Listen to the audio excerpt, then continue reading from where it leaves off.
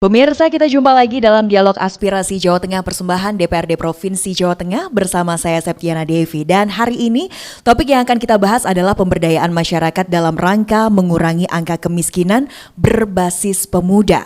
Kemiskinan seringkali dianggap sebagai warisan yang sulit untuk diputus. Namun di tangan yang tepat, tantangan ini bisa diubah menjadi sebuah peluang. Bukan lagi soal menunggu bantuan, tapi bagaimana menggerakkan roda ekonomi dari lini paling depan. Dan untuk membahas topik kita pada kesempatan hari ini, kita akan membahasnya bersama dengan 3 narasumber yang sudah hadir di samping saya.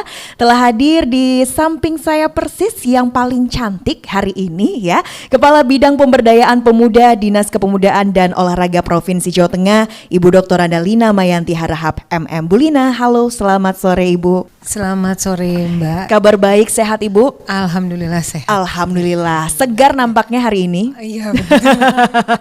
Walaupun ini cukup jauh ya Bu ya, kita hari ini sedang berada di Solo, di Surakarta ini ya.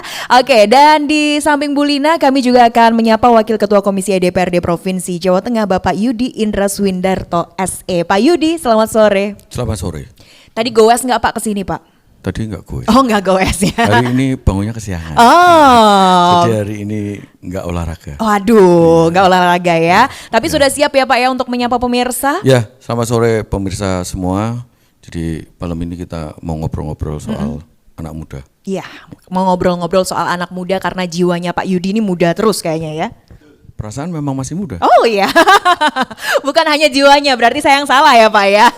Baik, dan di samping Pak Yudi kami juga akan menyapa Kepala Dinas Sosial Provinsi Jawa Tengah, Dr. Andes Imam Maskur MSI. Pak Imam, selamat sore. Selamat sore, Assalamualaikum warahmatullahi wabarakatuh. Waalaikumsalam warahmatullahi wabarakatuh. Ketularan awet mudakah? Ya, Bapak? mudah-mudahan aja. Mudah-mudahan. Bergaul dengan paling Mas muda. Yudi. Paling muda beliau ya, oke. Tapi hari ini hari ini kita akan membahas tentang potret kemiskinan, tapi sebetulnya kemiskinan ini bisa diubah melalui tangan-tangan anak muda. Kita ke Pak Yudi terlebih dahulu. Pak Yudi, kalau Bapak melihat potret kemiskinan di Jawa Tengah saat ini seperti apa Pak? Selamat sore para pemirsa. Jadi kalau hari ini kita lihat Jawa Tengah, kalau dari sisi data yang ada, kemiskinan kita dari tahun ke tahun memang berangsur-angsur menurun. Tetapi bahwa apakah itu masih ada karena namanya kemiskinan ini kan dinamis sifatnya. Jadi ada yang dari tadinya miskin karena jadi ada kegiatan ekonomi jadi sudah nggak miskin. Tetapi ada juga yang karena faktor-faktor tertentu yang tadinya tidak miskin tetapi akhirnya masuk miskin. Karena kalau kita bicara hari ini yang dimaksud, jadi kita nggak bicara miskin ya. Kalau dinas sosial itu selalu nyebutnya yang ada di desil 1 sampai desil 4 kan gitu. Jadi desil itu adalah peringkat 10% paling bawah, di atasnya gitu. Dan itu rata-rata kalau di situ mungkin penghasilannya sekitar ya 300.000, 400.000 sampai 500.000 sebulan ya. 300 sampai 500.000 sebulan kan gitulah. Itu yang kita sebut mungkin masih ada beberapa yang memang harus kita dorong. Nah, hari ini memang ada dinamika bahwa setelah kita lihat lebih jauh ternyata ada.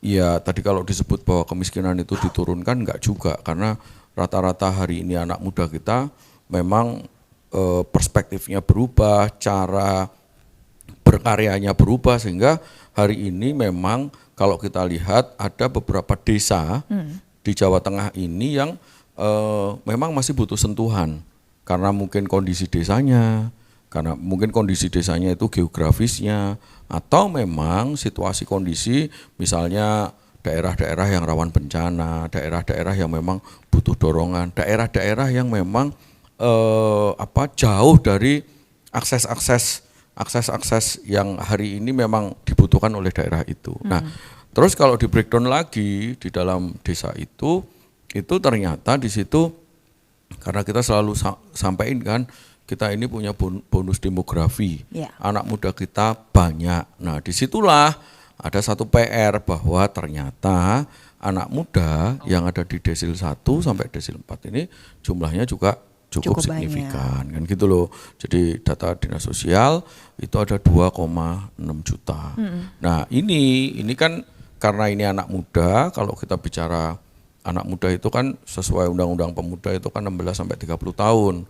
Berarti kalau 16 sampai 21 tahun itu kan memang dia usia sekolah. Ya. Nah, berarti kemungkinan dia nggak sekolah. Nah, ini juga didukung juga dengan korelasi bahwa ada data BPS yang menyebutkan rata-rata lama sekolah anak di Jawa Tengah adalah 8 sampai 9 tahun. Nah, pas nih ketemu akhirnya. Karena 8 sampai 9 tahun ini kan usia anak lulus SMP kan. Iya. Nah, berarti memang sementara kalau tadi 16 sampai ke atas itu kan memang di rata-rata anak sekolah SMA, ya kuliah. SMK, kuliah dan lain sebagainya. Nah, ini yang hari ini harus sama-sama kita cari solusi kan gitu loh. Nah, kebetulan di akhir tahun dan akhir tahun kemarin pemerintah Provinsi Jawa Tengah ini menyelesaikan Perda tentang penanggulangan kemiskinan, Perda nomor 13 tahun 2025 itu basisnya itu kolaborasi.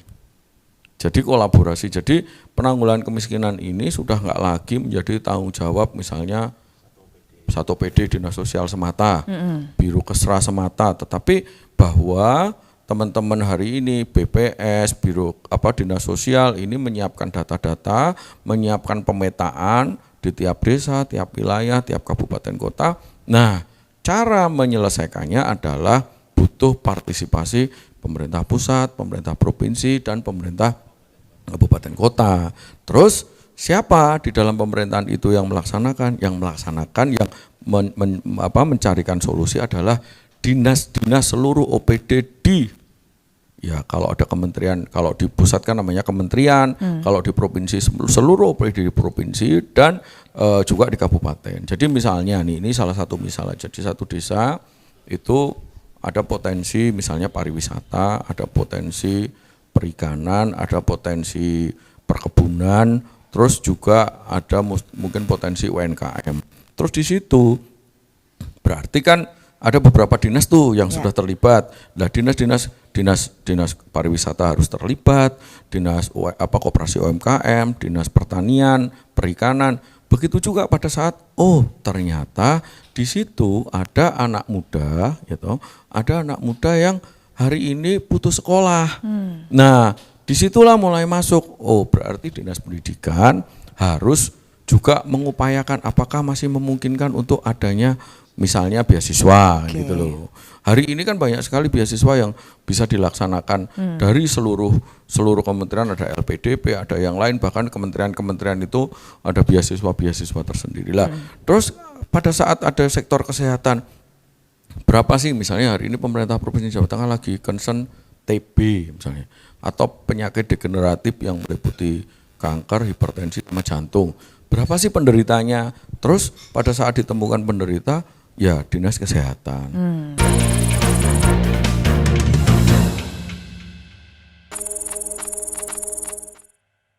Terus berapa rumah yang hari ini nggak ada listrik? Nanti ada dinas SDM. Terus berapa rumah yang rusak?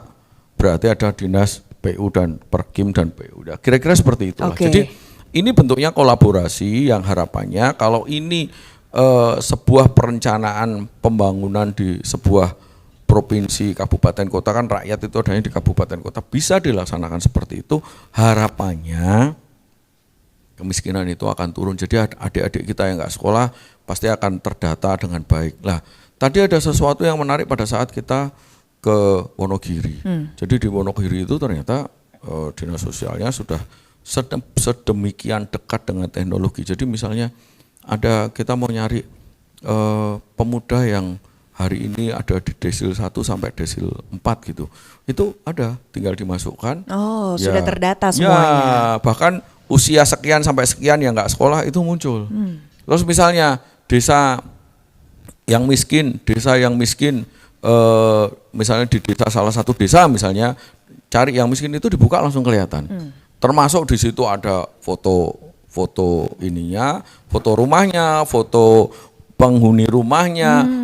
bentuk rumahnya, di dalam rumahnya, pendidikannya dan lain sebagainya. Jadi ini bentuk-bentuk bahwa ayo kita harus lebih serius bahwa hari ini kita sadar bahwa pemerintah pusat itu hari ini kan hari ini pembangunan kita ini ditekankan pada pembangunan manusia. Iya, SDM ya. Ya, jadi pembangunan yang mendorong agar manusia Indonesia ke depan itu siap menghadapi semua tantangan zaman. Jadi kita sebenarnya harus bersyukur ya Pak Imam, Bu Lina, bahwa hari ini kita hidup di Indonesia yang damai. Kemarin Lebaran juga berjalan dengan baik, sukses, lancar. Jalan tol ya one way semua, berangkat one way, pulang one way kan gitu kan. Alhamdulillah kalau di negara-negara tetangga harga BBM naik, kita nggak naik ya kan. Nah terus hari ini ketersediaan pangan kita tercukupi ya kan. Jadi ini waktunya kita mulai melakukan banyak hal. Jadi mungkin kalau hari ini negara-negara tetangga kita itu yang dipikirkan adalah kondisi energinya, pangannya dan lain sebagainya. Tapi kalau hari ini masih di Indonesia ini kita masih bisa bicara tentang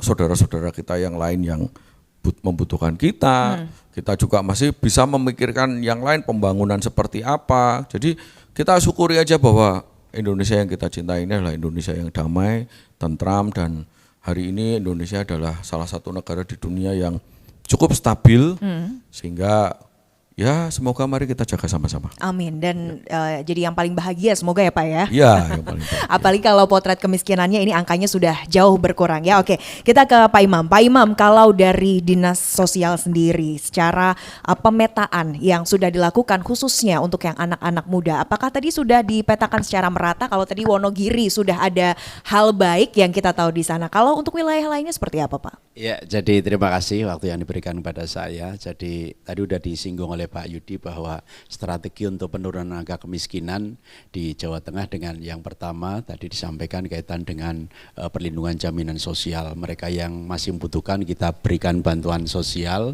kita berikan bantuan-bantuan kepada mereka yang kondisinya disabilitas, kemudian lansia dan sebagainya. Kemudian yang kedua dengan pemberdayaan masyarakat, kemudian yang ketiga dengan mengurangi kantong-kantong kemiskinan. Dan ternyata strategi itu memang sangat jitu, sangat bagus karena 5 tahun terakhir ini kemiskinan di Jawa Tengah turunnya cukup signifikan, 11,01 jadi 9,39. 9,39. Jadi penurunan 2,02. Betul yang disampaikan oleh Pak Yudi, memang trennya turun, tetapi jumlah kemiskinan di Jawa Tengah masih cukup tinggi. Ada sekitar masih ada 4, sekian juta.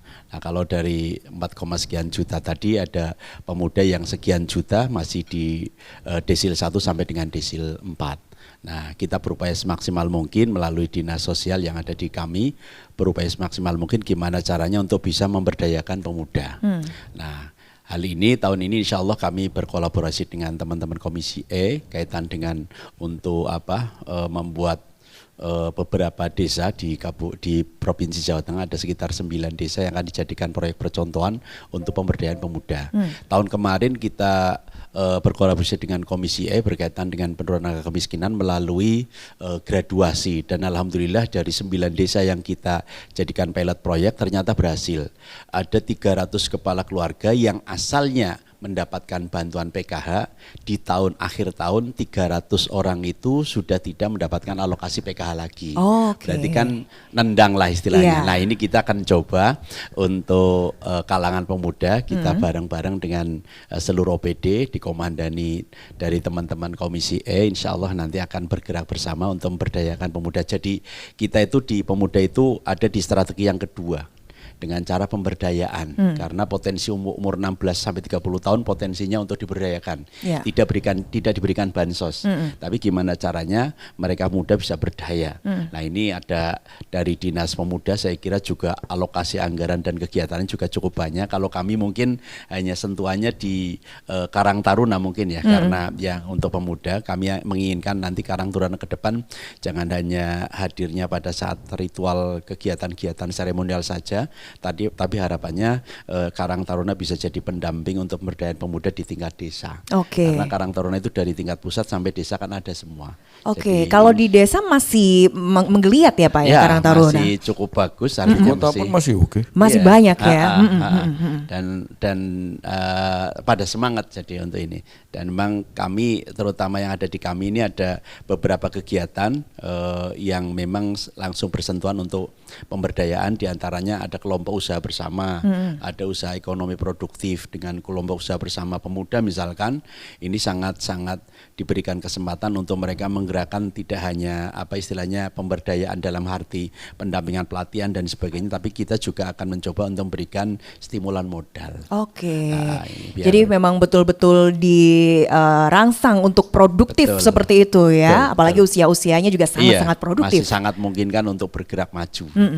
Oke, baik. Nanti kita akan lanjutkan lagi obrolan kita pemirsa, tetaplah bersama kami dalam Dialog Aspirasi Jawa Tengah.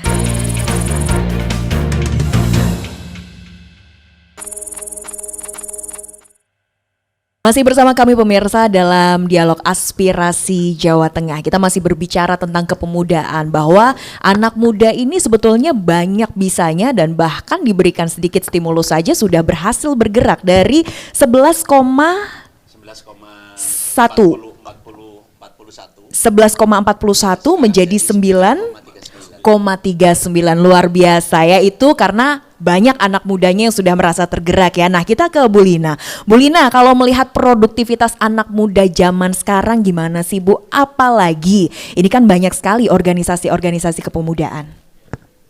Ya, terima kasih Mbak. Seperti tadi yang sudah disampaikan oleh Pak Yudi dan Pak Imam gitu kan, bahwa sebenarnya pemberdayaan pemuda ini kan merupakan satu cikal bakal dari suatu negara atau daerah gitu ya. Bagaimana negara atau daerah itu menjadi maju apabila mungkin anak mudanya tidak begitu berdaya kan gitu. Jadi tadi dari data-data yang sudah disampaikan Pak Yudi, bahwa sebenarnya pemuda yang berada di desil 1 sampai dengan desil 4 itu masih berada dalam jumlah yang cukup besar. Memang kami akui bahwa selama ini bentuk-bentuk pelatihan atau kegiatan pemberdayaan pemuda yang diadakan oleh Dinas Pora atau Kementerian Pora itu belum menyentuh sampai ke pemuda yang berada di desil 1 sampai dengan desil 4. Oke. Jadi mereka masih memandangnya sebagai pemuda dari usia sekian sampai dengan sekian sesuai undang-undang. Jadi masih keseluruhan, kalau meminjam istilah dari Dinas Sosial, mereka masih berada di desil 1 sampai dengan desil 10. Masih yang Luas, luas lah, menengah ke atas mungkin begitu ya, bisa dibilang seperti itu. Jadi mungkin harapan kami dari Dinas Kepemudaan dan Olahraga dengan banyaknya organisasi kepemudaan yang sekarang ada di Jawa Tengah Mbak, untuk organisasi kepemudaan di tingkat provinsi saja yang aktif itu ada 68 organisasi. Oke. Di kabupaten kota itu pun cukup banyak jumlahnya, meskipun kita akui tidak semuanya aktif gitu kan. Tapi dari jumlah pemuda yang aktif ini tentunya mereka juga bisa ikut berkontribusi untuk mencoba merangsang atau membangkitkan anak-anak muda yang berada di desil 1 sampai dengan desil 4 ini. Tentunya dengan memberikan ya seperti tadi, mungkin pelatihan-pelatihan yang memang langsung bersentuhan atau sesuai dengan kebutuhan mereka gitu. Jadi beberapa kali kita adakan rapat antar OPD bersama Komisi E, di situ disebutkan bahwa pelatihan yang rencananya akan diberikan untuk memberdayakan para pemuda di desil 1 sampai dengan desil 4 ini tentunya akan langsung melihat ke potensi setiap kabupaten kota. Oke. Kabupaten kota di mana mereka berada, yang kemarin itu kemungkinan sudah dipetati ya Pak ya, bahwa ada 10 kabupaten kota yang memiliki pemuda yang usianya di desil 1 sampai dengan desil 4 terbanyak. Lalu dari 10 kabupaten kota itu di breakdown lagi menjadi 8 yang berada di garis kemiskinan terbawah sampai dengan teratas kan gitu ya, dari ada 8 kabupaten kota lah. Dari situlah mungkin kita harapkan bahwa semua pelatihan dan pemberdayaan pemuda yang diberikan itu bisa lebih mengenai sasaran gitu Pak. Jadi Mbak, memang tidak mudah ya untuk itu, tapi saya yakinlah berkat bantuan Pak Yudi dan Pak Imam nanti semua itu beres ya Pak ya.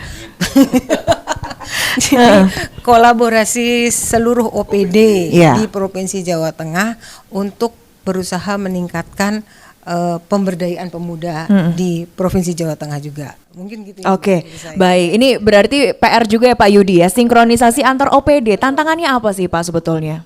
Iya, jadi memang Ya selama ini kalau bicara sinkronisasi ya antara OPD ini beliau OPD dan OPD. Jadi ada namanya ego sektoral.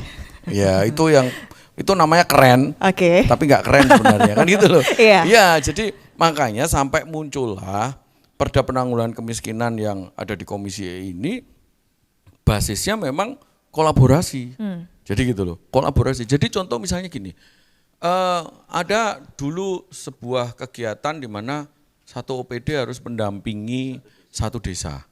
Ada satu kegiatan, namanya desa dampingan, desa dampingan desa miskin. Nah kebetulan nih teman saya sebelah kiri saya ini Pak Imam dapat desa dampingannya itu Rembang, dinasnya beliau Rembang. Nah Rembang itu potensinya jelas kelautan, Ya. pertanian, ya kan? Lah sementara ya kan tambang, pertambangan. Nah, sementara dinasnya dinas sosial kan gitu loh. Kan gitu ya kan? Dinasnya dinas sosial. Lah, dinas sosial bisa membantu pada saat sebagian dari masyarakat di Rembang itu ada produksi UMKM sehingga tadi bisa dibantu pakai ya bantuan kelompok usaha bersama. Mungkin di Rembang ada penjual UMKM jual martabak, jual bakso, jual apa, itu masih bisa. Tetapi pada saat nelayannya di sana, jalannya rusak, lah kan dinas sosial nggak punya. Ya. Yang punya adalah dinas kelautan, kan gitu loh. Pada saat sektor pertanian di sana ternyata butuh alat pertanian, butuh akses ke pupuk, nggak bisa. Bisa, tapi dinas sosial harus bersurat atau memberitahukan ke dinas kelautan dan dinas pertanian. Lah sementara dinas masing-masing itu punya dampingan sendiri juga kan gitu loh. Oke, baik. Ya kan? Ya. Nah makanya muncullah perda ini basisnya kolaborasi dan harapannya perda ini pada kesempatan ini tak sampaikan aja, ini bisa jadi perda turunan di level kabupaten kota. Bisa diimplementasikan di tingkat kabupaten kota. Agar apa?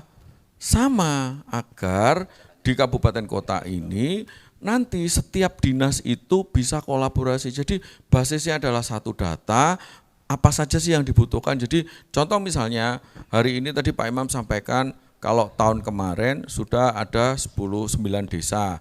Ini ternyata sudah ada 9 desa lagi. Berarti kan sudah ada 18 desa.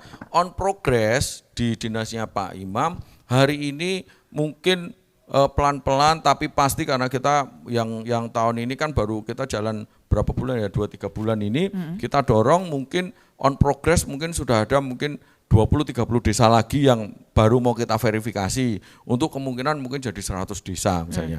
Lah kalau itu sudah ada 100 desa, tinggal kita lihat nih. Nanti dinas kabupaten melakukan apa, dinas provinsi melakukan apa, kementerian melakukan apa, insya Allah selesai.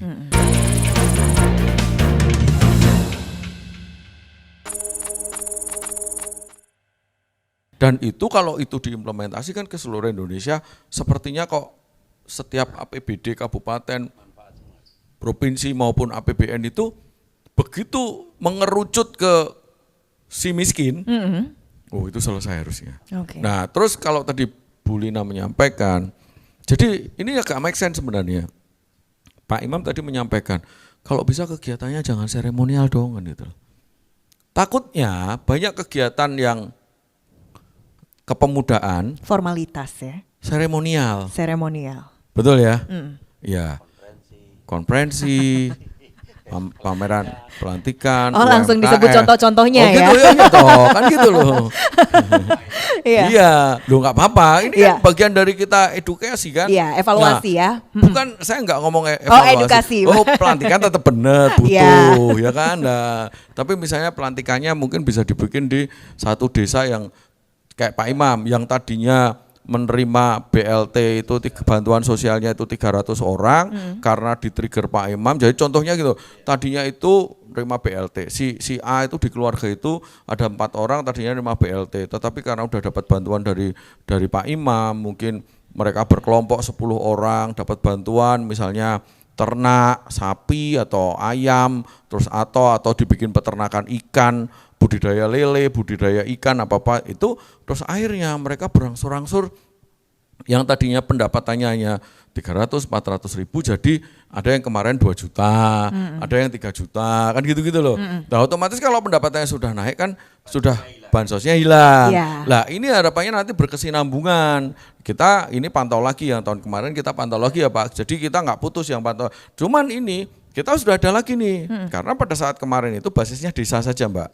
Pada saat basisnya desa kita melihat kalau desa ini kan memang desa ya, tetapi ternyata loh ada anak muda loh, karena kemarin tuh sempat berpikir, oh ternyata ada bonus demografi kan gitu loh. Berarti anak mudanya banyak. Oh pada saat kita masuk di desa, ternyata banyak kegiatan itu yang harus berimplementasi pada pemuda.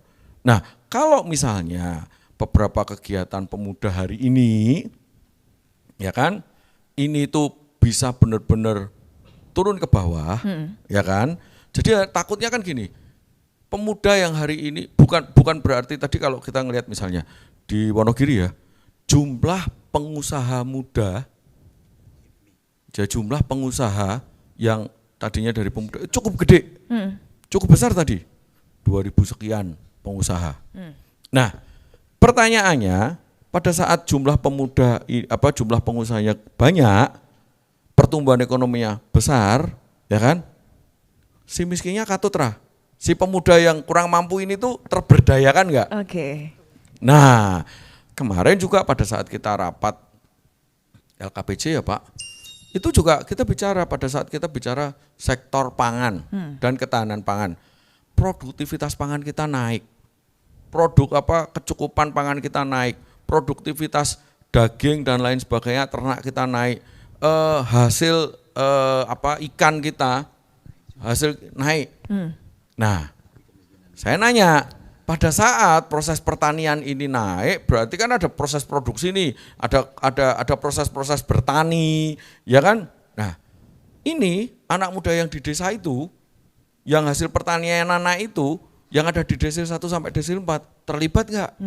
Diajak nggak? Kan gitu loh. Lah ini tantangan, karena kalau yang ada yang di tengah-tengah naik terus, tapi yang di bawah ini nggak pernah diajak kan? Makanya kemiskinannya nggak selesai-selesai. Padahal harusnya kalau ini diajak kan selesai juga nih. Ya. Nah itu aja. Jadi makanya ada beberapa program, tadi Bu Lina saya menyampaikan, hari ini misalnya program tentang pemuda pelopor. Ya, pemuda pelopor itu kan hari ini ada beberapa sektor ya, pendidikan, energi, ada 5 apa 6 sektor. Lah taruh kata pertanyaan gini, ada pemuda pelopor, itu kan lomba. Pelopor, terus sektor pendidikan misalnya, dia mungkin punya terobosan atau menang karena bisa menemukan rumus, bisa menemukan cara belajar bahasa Arab dengan mudah atau belajar bahasa Inggris dengan mudah, terus akhirnya itu diimplementasikan jadi circle, terus mungkin dia jadi punya lembaga bahasa, taruh kata seperti itu ya. Nah sukses ya kan, jadi punya lembaga pendidikan dan lain sebagainya. Nah di pemuda pelopor ini pemuda loh. Nah ini yang di desil 1 sampai desil 4 diajak nggak? Ya. Jangan-jangan enggak. Karena apa? Ya kan circle-nya di sini. Iya, beda circle ya. Beda circle kan gitu loh. Beda circle, beda gaul kan gitu loh. Kan repot nanti lah. Lah ini jangan-jangan nggak diajak. Tapi kalau ada kesadaran di setiap proses pembangunan, di setiap kemajuan pembangunan, di semua sektor itu, nggak ketang 1-2 ini diajak, nggak ketang 1-2 ini diajak. Nah ini tugas yang kemarin. Nah gitu. itu mau diajak Ya. gimana, pendidikannya saja mungkin belum nyampe gitu Pak. Nah repotnya jangan-jangan nggak sekolah, Ya, kan gitu loh. oke. Makanya perlu dinas pendidikan, gitu. Itu memang. Mbak. Jadi makanya kalau yang di pemuda ini tadi saya sampaikan, yang 16 sampai 21 tahun ini tugasnya dinas pendidikan. Ini ya lah 21 ke atas. Ini tugasnya bisa dinas tenaga kerja, dinas koperasi UMKM. Karena kalau saya sih karena Jawa Tengah ini adalah sebagian besar sektornya adalah pertanian, saya kok lebih cenderung untuk mendorong anak muda di Jawa Tengah kembali ke desa untuk bertani, karena ternyata hari ini bertani itu cara bertani di desa sekarang udah jauh lebih modern, menanam dan lain sebagainya udah pakai mesin semua. Nah makanya salah satunya saya juga lagi mendorong, lagi bikin konsep terus sama Dinas Pendidikan. Jadi kita itu pemerintah Provinsi Jawa Tengah itu punya beberapa sekolah SMK itu yang fokus ke ketahanan pangan. Ada di Sragen, ada di Bawen, ada di Klaten, ada di Jepara. Luas-luas. Jadi sekolah SMK luasnya 20 hektar, di dalamnya ada sawahnya, ada kebun kelengkengnya, ada kebun duriannya, ada ternak ayamnya, ada ternak lelenya, ada gitu, ada ternak sapinya dan lain sebagainya.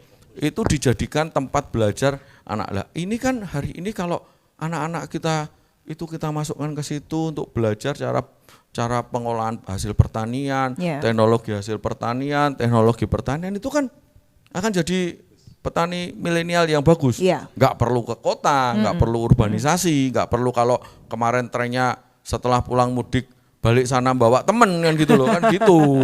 Oke, justru nanti kalau kembali ke desa mereka punya sawah ya Pak ya. Iya, anak-anak justru kota. yang di kota-kota itu kan ya di kota pusing itu ya udah kamu sini aja lah pakai celana pendek terus tapi Slow living ya Pak. Iya, slow living tapi duitnya banyak kan gitu loh. Oke, baik, nanti kita lanjutkan lagi obrolan kita pemirsa, tetaplah bersama kami dalam Dialog Aspirasi Jawa Tengah.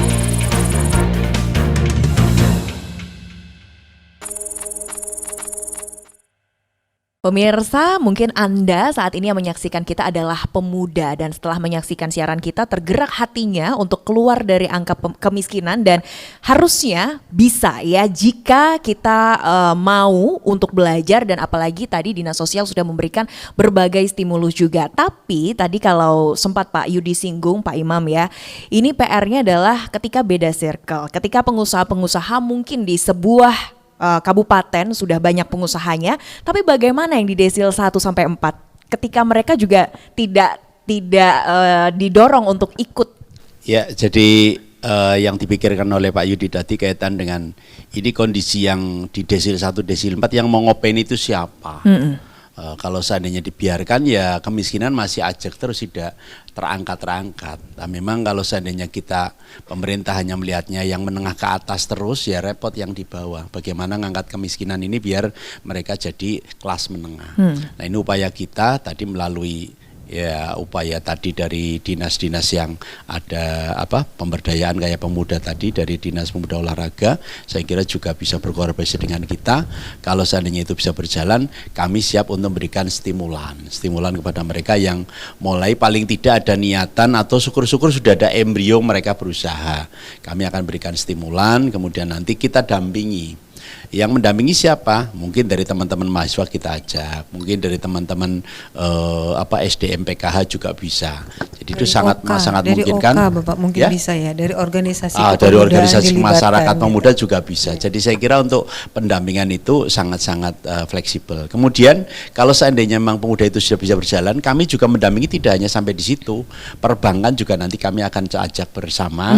Ayo, ini teman-teman yang pemuda yang dari kalangan menengah, yang dari kalangan bawah sudah mau ada punya geliat untuk maju, tolong bisa juga ketika memang kekurangan modal bisa lewat situ. Saya kira untuk Himbara juga sangat welcome lah terhadap apalagi tadi disampaikan oleh Pak Yudi kaitan dengan petani milenial ini sangat-sangat memungkinkan untuk berkembang dengan pesat di Jawa Tengah karena lahannya masih cukup luas, kemudian kesempatan untuk berkarya di sini juga sangat luas, kemudian kabupaten kota yang sudah mengembangkan teman-teman dari pemuda milenial saya kira sudah cukup banyak. Jadi saya kira untuk kami di Dinas Sosial untuk kaitan dengan kalangan muda yang dari desil 1 sampai desil 4 kami siap untuk mensupport berkaitan dengan masalah stimulan ketika memang ada ikhtiar mereka untuk berusaha. Yang penting tadi catatannya yang umur 16 sampai 30 tahun konsepnya di sana bukan penerima bantuan sosial.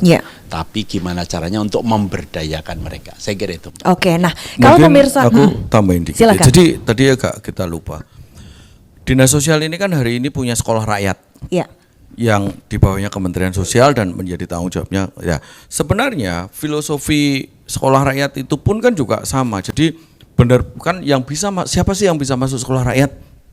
Syaratnya 1, desil 1 sampai desil 4 diutamakan. Nah, jadi sebenarnya kalau yang di usia sekolah bahkan SD, SMP dan seterusnya, SMA itu bisa masuk sekolah rakyat. Jadi hari ini Bapak Presiden kita, Bapak Prabowo Subianto itu memang hari ini memikirkan bahwa oh ya ada loh memang anak-anak kita hari ini itu yang memang benar-benar nggak bisa sekolah. Nah ini memang sudah ada solusinya, ada sekolah rakyat pada saat masih ada usia sekolah. Kalau bisa masuk sekolah rakyat, insya Allah ya. Jadi bahwa di situ akan diajarin bahasa Inggris, bahasa asing dan lain sebagainya, mungkin sampai beberapa bahasa, attitude dan lain sebagainya, sehingga kita berharap itu akan naik kelas. Ya kan, di samping nanti anaknya masuk sekolah rakyat, orang tuanya juga nanti akan diberdayakan. Ada rencana Pak Imam setelah Lebaran ini di Banjarnegara itu anak-anak yang masuk sekolah rakyat, keluarganya yang anaknya masuk sekolah rakyat, nanti kita akan bikin kegiatan, terus di situ akan diberdayakan, diberi bantuan, diberikan dorongan UMKM dan lain sebagainya agar juga mandiri kan gitu loh. Nah hari ini kalau yang sekolah aman nih kan gitu loh. Nah yang di usia setelah sekolah ini memang butuh sesuatu yang ya mirip sekolah rakyat lah.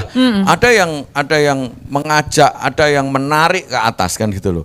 Nah karena apa? Jadi Bapak Haji Prabowo Subianto itu punya pengalaman yang cukup unik dengan anak-anak yang memang sebenarnya dari desa, dari pelosok-pelosok, tetapi pada saat dapat pendidikan yang baik, dapat gizi yang baik, sehingga hari ini kalau kita bicara makan bergizi gratis, makan bergizi ini, program makan bergizi ini kan juga sebenarnya dorongannya agar kita menumbuhkan kecerdasan, menumbuhkan satu kondisi fisik anak-anak kita yang baik, karena kita kadang-kadang kan mikirin, masa nggak bisa ya pemain bola kita itu tingginya kayak pemain Eropa, tapi sebenarnya bisa loh. Wong banyak loh anak-anak kita sekarang yang tingginya 180, 170, 2 meter, 190 kan banyak sekali sekarang. Beda kalau saya sama Pak Imam ya dulu kan ya apa stuntingnya dulu kan gitu. Jadi kan gitu. Bukan saya yang ngomong ya.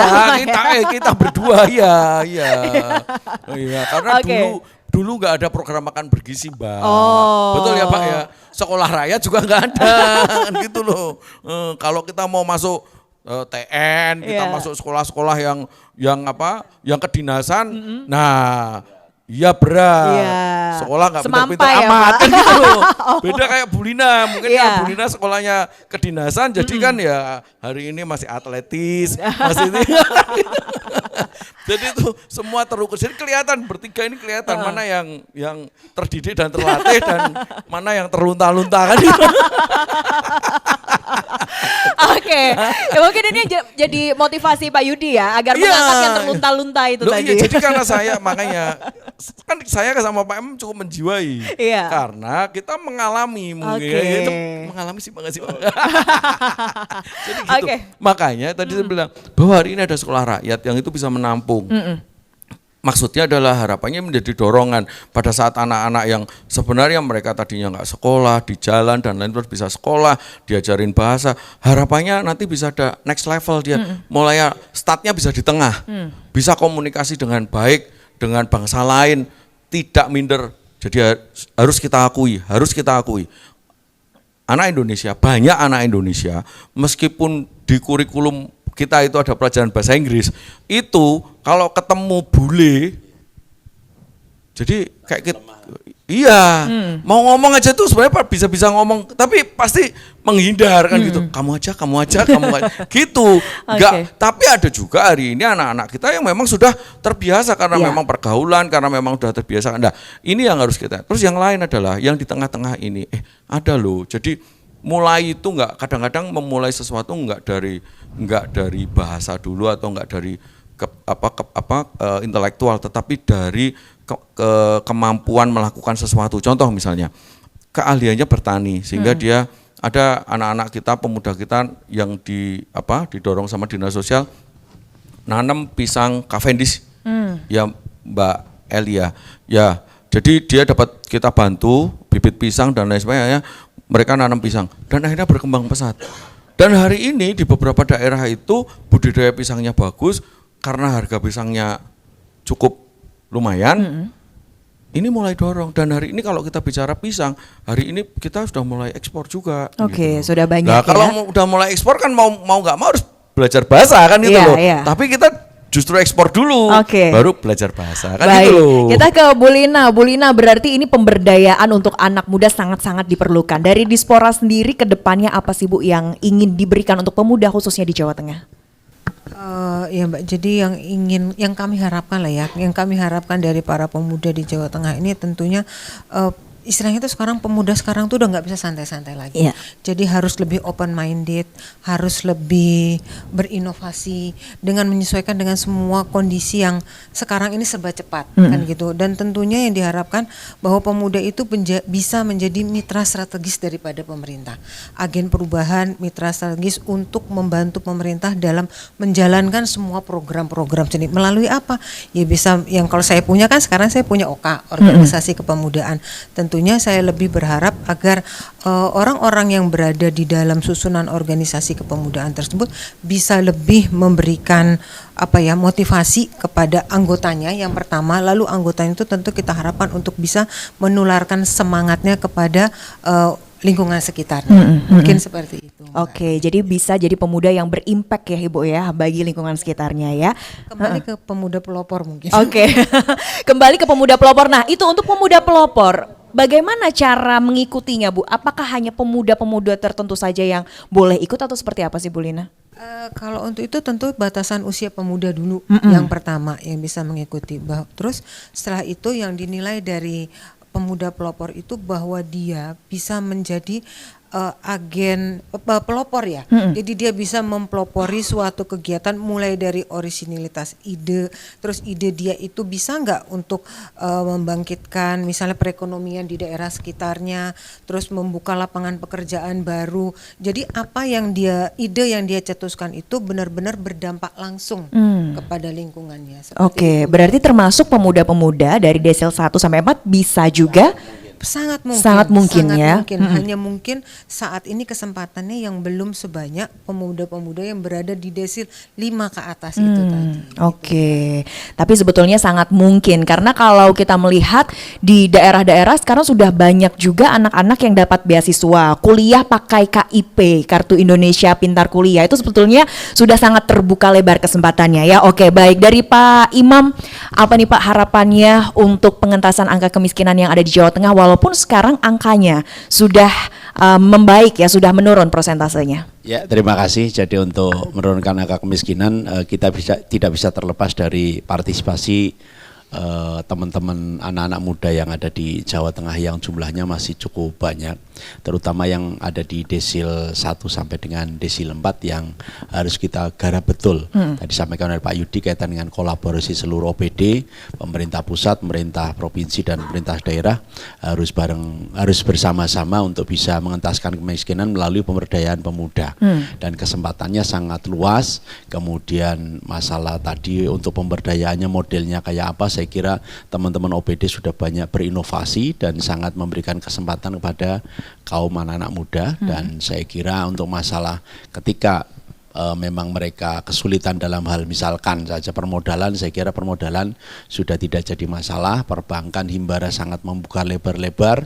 Dari kami yang ada di OPD juga beberapa kegiatan bisa kami salurkan melalui stimulan, saya kira sangat luas. Jadi harapan kami pemuda di Jawa Tengah yang di desil 1 sampai desil 4, ayo bareng-bareng bangkit, jangan jadi kaum rebahan. Oke, yang ingin tersentuh programnya ini bisa mungkin lapor kemana atau harus seperti apa sih Pak? Oke, ya kalau seandainya pengen tahu tentang program kaitan dengan masalah pemberdayaan pemuda, nanti bisa menghubungi Dinas Sosial Kabupaten Kota yang terdekat, biar nanti Dinas Sosial Kabupaten Kota terdekat koordinasi dengan kami yang ada di Dinas Sosial Provinsi Jawa Tengah. Oke, baik. Jadi itu sebetulnya yang ditunggu ya Pak ya, semangat siap. dan inisiatifnya ya. Siap. Oke, baik. Terima kasih. Dari Pak Yudi, apa pesannya untuk pemuda Pak? Pesannya untuk pemuda tetap semangat. Ya, kita harus benar-benar menjadi generasi yang nanti akan meneruskan Indonesia kita tercinta ini. Jadi harapannya jangan pernah berkecil hati, jangan pernah merasa rendah diri. Jadi kita harus benar-benar punya semangat bahwa pada saat kita diberikan semua hal karunia yang diberikan pada kita dari Allah Subhanahu wa taala, kita berarti bisa melakukan juga semua tantangan, menjalani juga semua tantangan yang ada di depan kita.